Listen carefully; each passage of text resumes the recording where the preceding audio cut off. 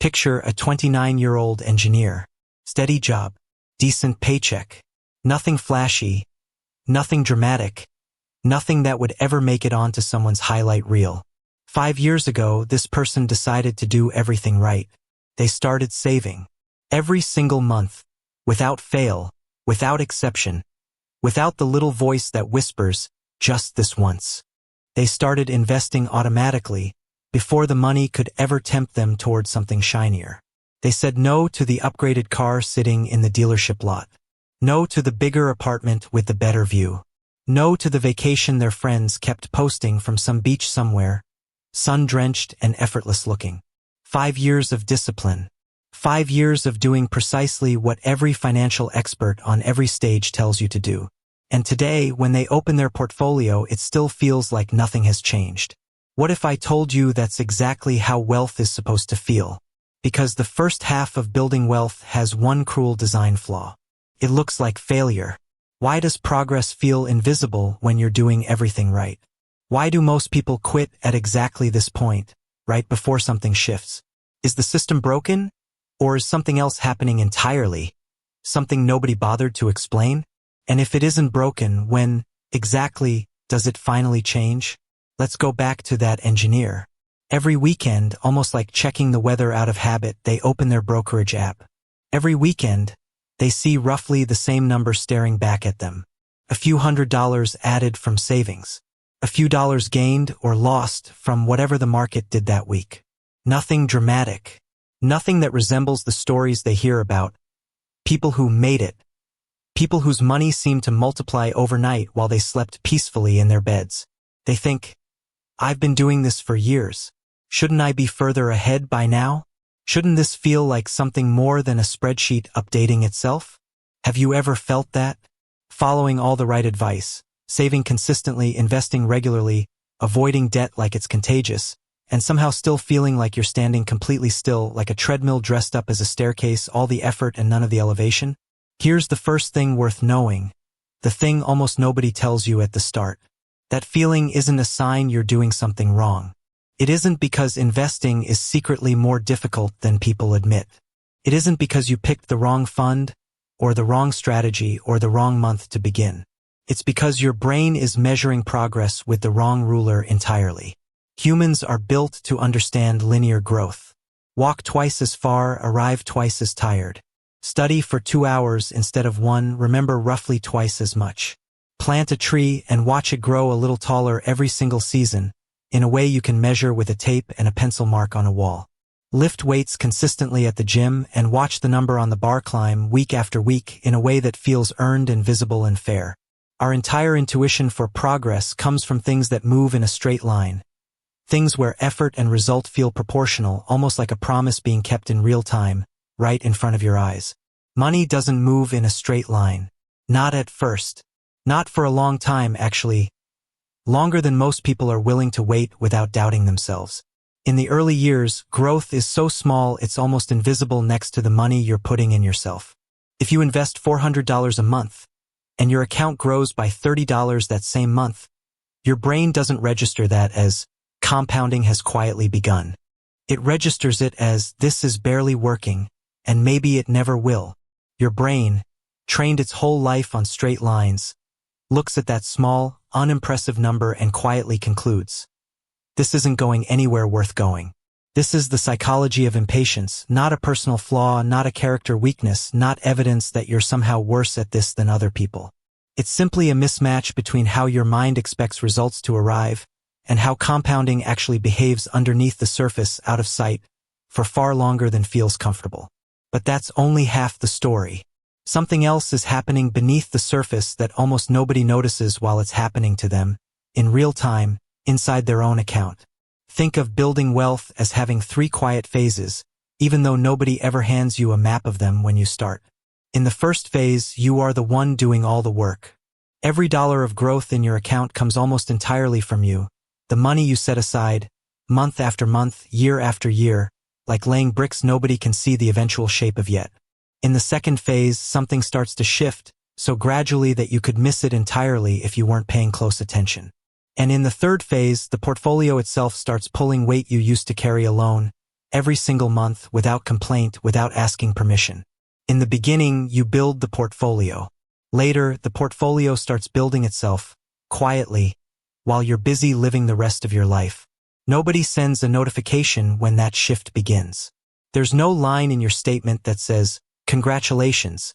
The machine has started running on its own." It happens the way seasons change. One warm day doesn't announce spring, it just quietly stops being winter, and you only notice weeks later, looking back at how different everything already feels. That's the part almost nobody understands going into this. They expect a moment, a threshold, a number that unlocks something, the way a game announces a new level. But wealth doesn't work like that. It works more like weather or tide, or the slow warming of a room after you've turned up the heat. Imperceptible minute to minute, unmistakable an hour later. And that's exactly why so many people give up right here, at the very point where staying would have started to pay off. Not because they lacked the money, not because they picked the wrong investment or the wrong fund or the wrong year to begin, but because they were still waiting for a sign that had already arrived. They simply didn't recognize it yet because nobody ever told them what to look for. Don't picture this in dollar signs yet. Picture it in behavior, because that's where the real story actually lives. Early on, every dollar you invest is simply being stored, waiting, like a seed sitting quietly in soil before anything visible happens above ground. But slowly, without announcing itself, each of those dollars starts doing something else. It starts earning.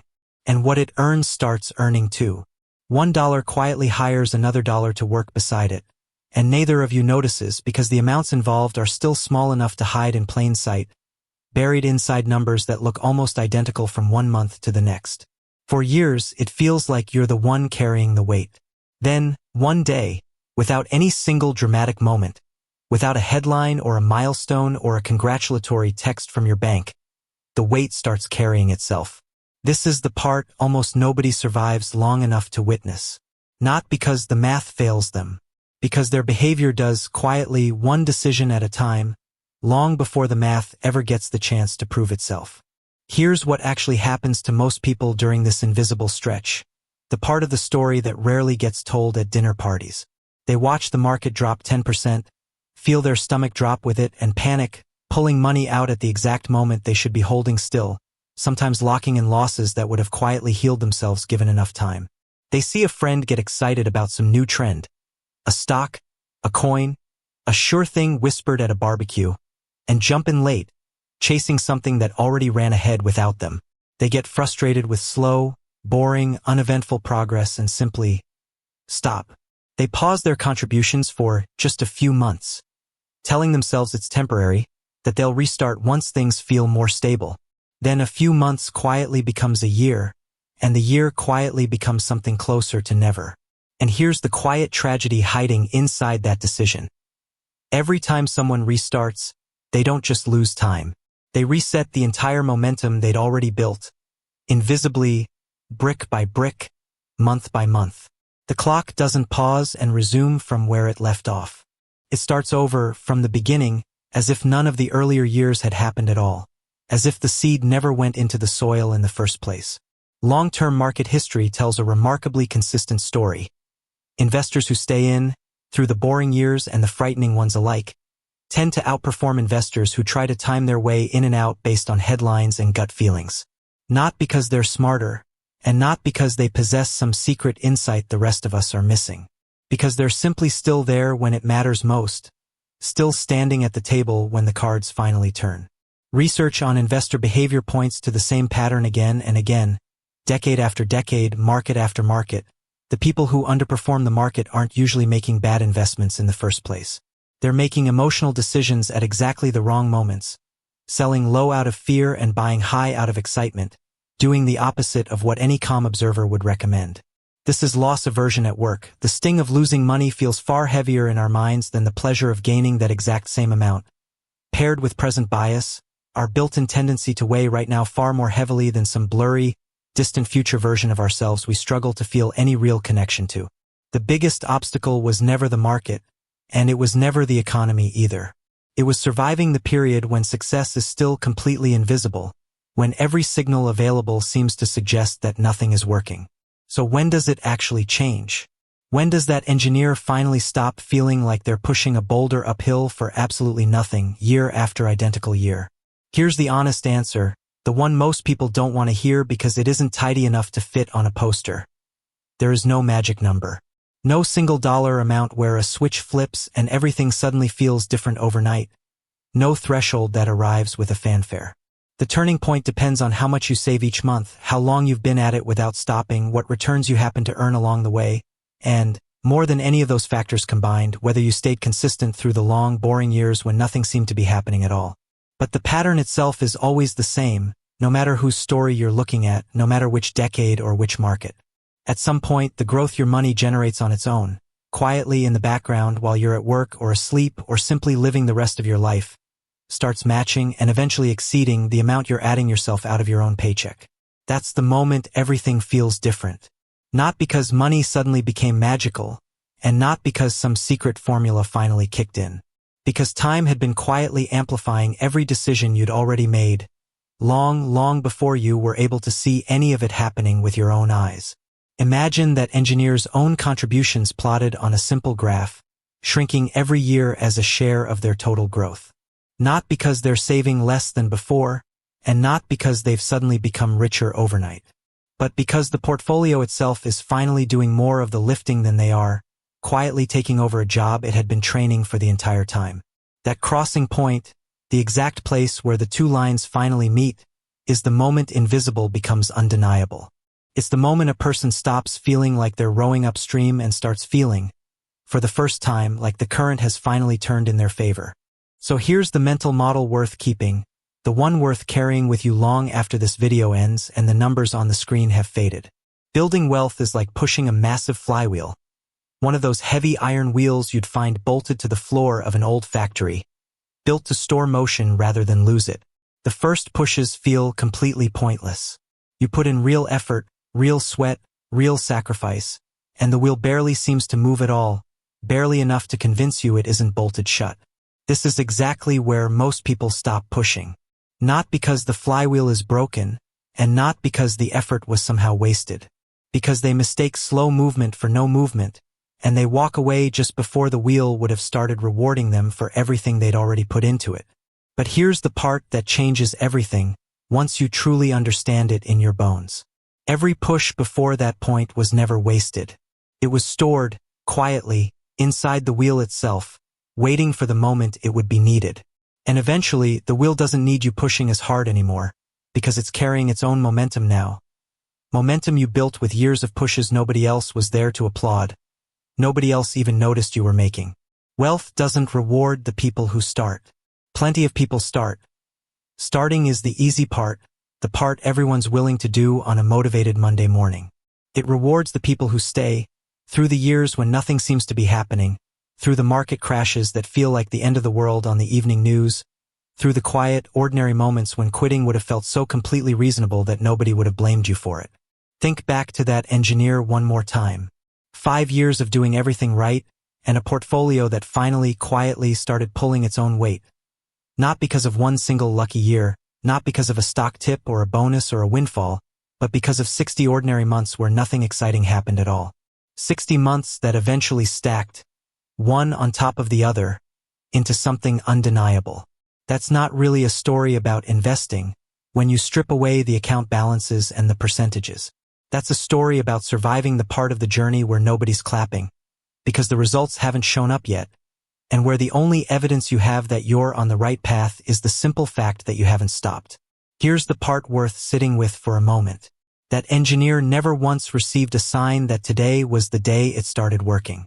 There was no notification, no milestone, no email from the bank saying, "The machine is now running on its own." The only difference between the person who reaches the other side and the person who quits 3 years earlier is that one of them kept feeding the wheel through years that felt, from the inside, completely identical to failure. And maybe that's the real lesson hiding underneath all of this. We tend to imagine wealth as something that arrives, a moment, a threshold, a number crossed. But it doesn't arrive. It accumulates, silently, underneath years that look, from the outside, like absolutely nothing is happening.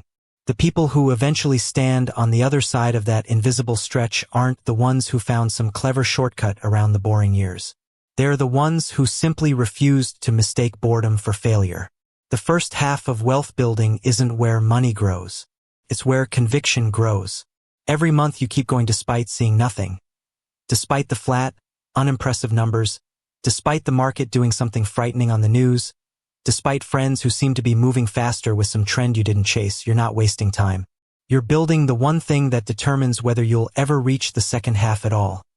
The ability to keep showing up when nothing is rewarding you for it yet.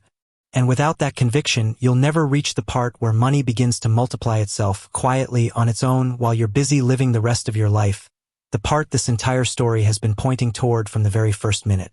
Because somewhere between the 5th year and the 10th, without a single dramatic moment to mark the occasion, the wheel that once needed every ounce of your strength simply starts turning on its own.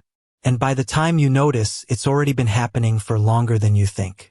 Consider what this actually means for the way you look at your own numbers tonight or next weekend, the next time you open that app out of habit and see a figure that looks almost exactly like last month's. It means the flatness isn't the absence of a story. It is the story, the part of it that simply doesn't announce itself with music or fireworks. Every other form of progress we're used to comes wrapped in feedback, a compliment, a promotion, a smaller number on a scale, a new personal record at the gym. Wealth offers none of that in its early years. It asks you to keep pushing a wheel that gives you nothing back except the quiet, unverifiable promise that it's listening.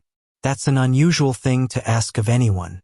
Most systems in life reward effort roughly in proportion to how much you put in, at least eventually, at least visibly. This one doesn't. It rewards effort on a delay so long that most people conclude, reasonably, that the reward was never coming in the first place. And so they leave not because they were wrong about the math, but because they were never told how long the silence would last. If there's one thing worth carrying out of this video, let it be this: the absence of visible progress is not the same thing as the absence of progress. A flywheel that isn't visibly spinning yet is still storing every ounce of force you've given it. Nothing is wasted. Nothing resets as long as you don't walk away. The only real risk in the entire first half of this journey isn't a market crash, or a bad year, or a wrong decision. It's simply mistaking quiet for stillness, and quitting a page before the story actually turns. So the next time the number looks the same as it did last month, remember what's actually happening underneath it. You're not standing still. You're loading a wheel that will, eventually, turn without you.